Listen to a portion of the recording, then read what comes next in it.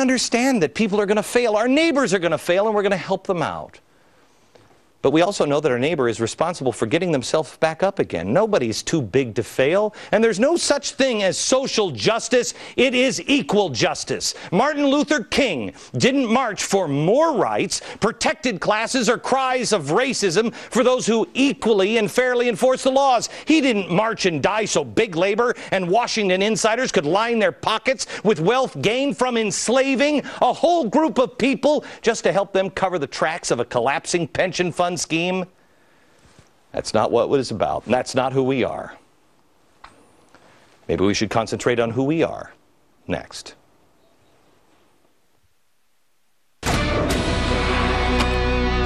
So let's talk a little bit about who we are. Who are we? Well, I think we're a group of people that are tired of being told that we're not smart enough, not educated enough, not big enough to understand. Booker T. Washington in Up From Slavery said, "Success is to be measured not so much by the position that one has reached in life as by the obstacles which he has overcome while trying to succeed." Content of our character. We're a group of people that we don't believe that George W. Bush blew up the World Trade Center or the levees in Louisiana. I don't believe that Barack Obama blew up the oil rig either. But many White House advisors do believe that about George W. Bush. We don't believe in conspiracy theories. I think man landed on the moon, not at a movie set. And thank God we don't need those conspiracy theories, because the labor unions, the far left Soros think tanks, and this administration officials tell us exactly what they're going to do every time.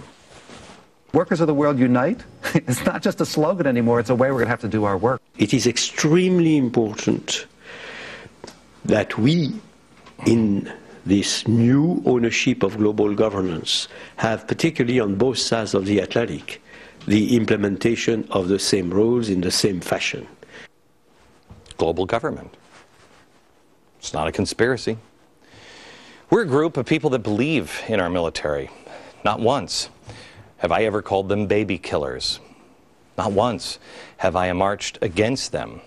Not once does anybody I know tried Navy SEALs on trumped-up charges. We're a group of people that mourned and not just mentioned the events at Fort Hood. We don't jump to race. We jump to fact. We believe in our police force. We believe in our military. None of the networks are showing you who's responsible for the real violence this weekend. Again, not from Tea Party members. No. This weekend, it was again from the left. Here, an illegal immigrant rally was happening. An organizer assaults a photographer. Then he calls for the police. Here it is. Police officer! Police officer!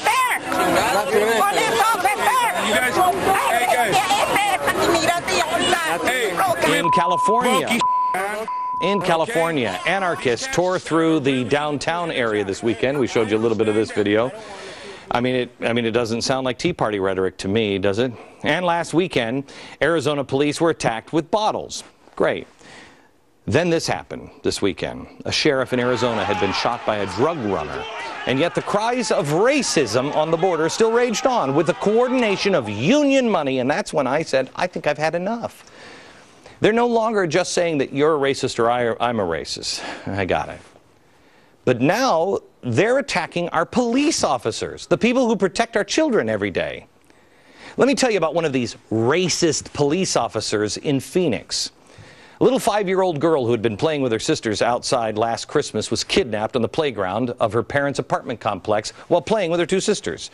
The next day, Officer Mike Burns, racist, spotted a truck that matched the description of the perpetrator's vehicle. The truck sped off. Officer Burns gave chase, knowing that if he let it out of his sight, they'll never see the little girl alive again. Thanks to his efforts, 10 minutes later, the police subdued the suspect and the 5-year-old girl was rescued. Is that the same police? Is this the same kind of guy that's now going to stop people just based on the color of their skin? Our police go through incredible sacrifice to protect and serve. There are bad people sometimes in police forces. There are bad people in every business. There's bad people in everything. There are no bad people in Washington. But these are the people in our neighborhoods, on our streets, on our borders, on the front lines every day. Do you put a bulletproof vest on? I don't, but they do. If we don't stand up for our cops, who's going to stand up for us to protect us when we need it? Our cops are being called racist now.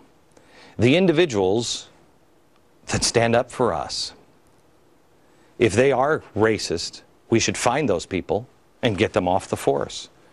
But I don't think that's the majority of police officers. Do you?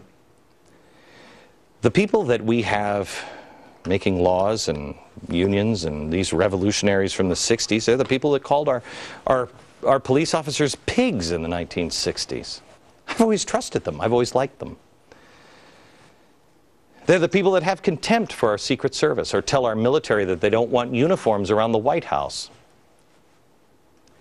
In the end, if we don't wake our neighbors up and stand by our police officers and our military, the only thing between us and government and a media that cannot be trusted to tell the truth, the whole truth, and nothing but the truth, is going to be whom exactly?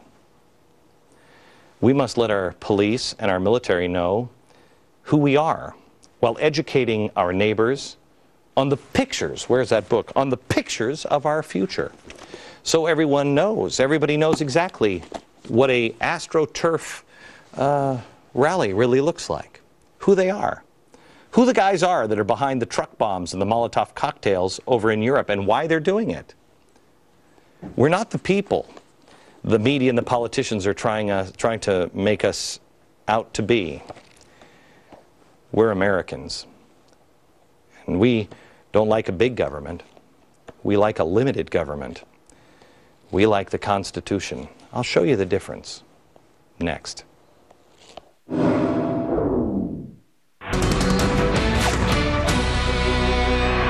Thank you so much for joining me every night. We have a great week coming up for you. We did Samuel Adams on last Friday. We do George Washington this coming Friday. We also have legal immigrants going to be here for a full hour to talk about how they feel about illegals. That is on Thursday. And tomorrow, more on Crime, Inc. You don't want to miss a single episode this week. All right, the conversation that America should be having right now, and this, please get this out as many people as you can. We need to have the conversation of small government versus big government. That's the argument.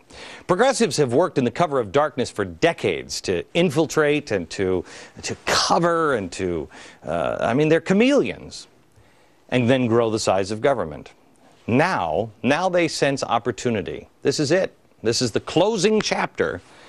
They're now talking openly about the wonders of big government and how big government is a solution to all of our problems. And the vehicle being used to get there is crisis.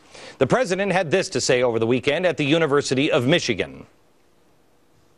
What troubles me is when I hear people say that all of government is inherently bad. When our government is spoken of as some menacing, threatening, foreign entity, it ignores the fact that in our democracy, government is us. Government is the roads you drove in on and the speed limits that kept you safe. That's not government. That's not government. First of all, George Washington, Mr. President, said that government is a necessary evil.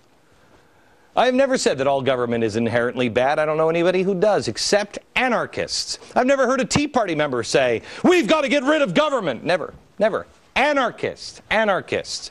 They are anti-government, anarchists.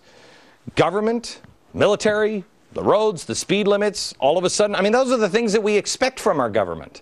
But the government shouldn't be regulating my Dorito intake or how many miles I can drive or what I can be taxed on how far I drive.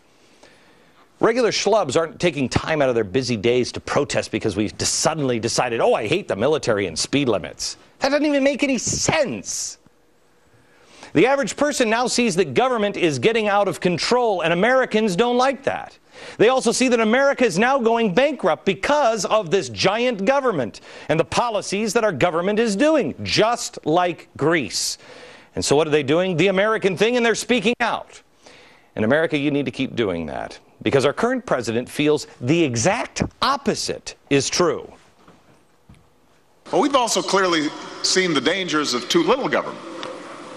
Like when a lack of accountability on Wall Street nearly leads to the collapse of our entire economy.